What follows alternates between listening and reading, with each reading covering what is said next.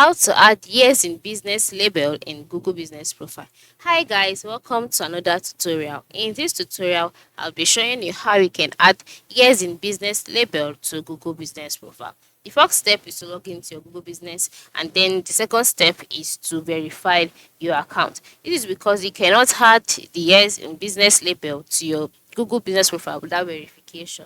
So, because if you don't verify your account, your Google Business account will not be seen and recognized by Google and by your customers. So once you verified your account, details about your account will be displayed by the right side of the screen here.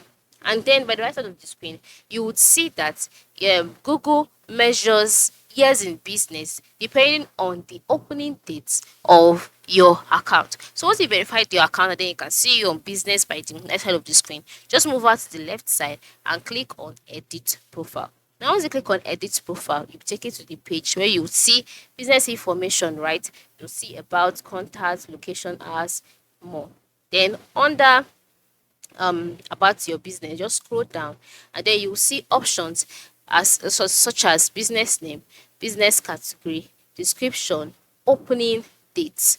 Okay, that is our focus. So once you click on this, you will be asked to input the year, the month, and the day. Now, after doing this, click on save. Now, once you've saved this, automatically Google will take a record of the time the account was opened, and from there, the years will begin to calculate. All right, the years that you spent on business would be calculated and summed up, such that whenever your customers log in or check out your profile, they can see the opening date and they do their calculation. Now you must note that Google Business does not showcase it does not allow you adding the years in business label directly on your account. The only option is if your opening date was visible and then seen by your customers, such that they can now do their calculations themselves.